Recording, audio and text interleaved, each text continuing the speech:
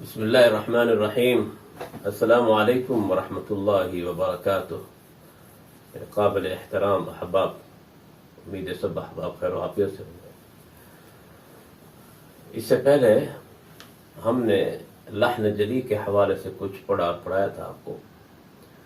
آج کے سبق میں ہم لحن خفی کی تفصیل اور لحن خفی کا معنی اور اس کی تفصیل صورت آپ کے سامنے عرض کرتے ہیں۔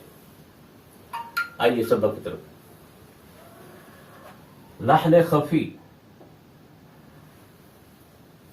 پوشیدہ، معمولی اور چھوٹی غلطی کو لحن خفی کہتے ہیں، اور اصطلاح کے اندر اس کی تعریف یوں کرتے ہیں کہ صفات عارضہ کی غلطی کو لحن خفی کہتے ہیں۔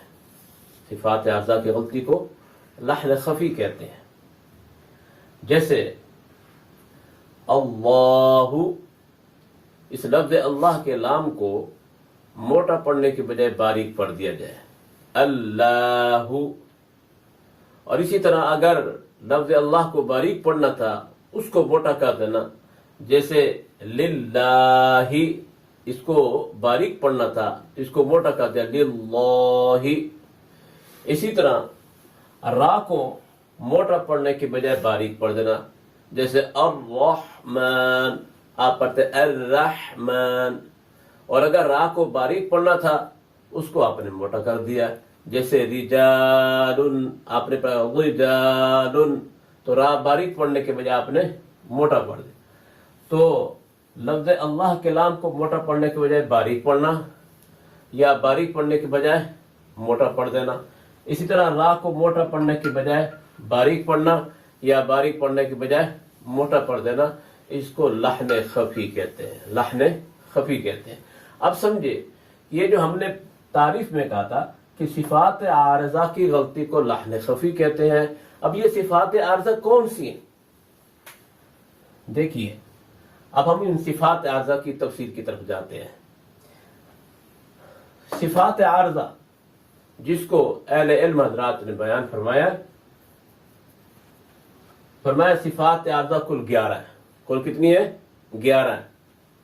تفخیم، نمبر 2 ترقیق، نمبر 3 غنہ زمانی، نمبر 4 ادغام، نمبر 5 اظہار، نمبر 6 اقلاب، نمبر 7 اخفاء، نمبر 8 تسہیل، نمبر 9 ابدال، نمبر 10 حذف، نمبر 11 مد۔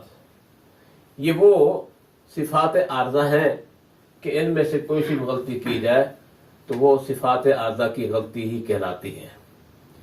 اب یہ تفخیم کیا ہے؟ ترقیق کیا ہے؟ غنہ زمانی کسے کہتے ہیں؟ تو ہر ایک کی تفصیل آگے آ جائے گی اپنے اپنے مواقع کے اوپر۔ تفخیم موٹا پڑھنا، ترقیق باریک پڑھنا، غنہ زمانی کہتے ہیں کہ غنے کی مقدار ایک الف کے برابر بالارادہ کرنا، یہ غنہ زمانی۔ آگے جو تفصیل آ رہی ہے، اظہار، اقلاب، اخفاء، تسہیل، ابدال، حذف، مد، ان تمام کی تفصیل آگے قواعد کے اندر آ رہی ہے جہاں آپ سمجھ لیں گے۔ ابھی اتنی بات ذہن میں رکھیں کہ صفات عارضہ کی غلطی کو لحن خفی کہتے ہیں، اور یہ وہ صفات عارضہ ہیں جو میں نے آپ کو لکھ کر بتا دی ہے۔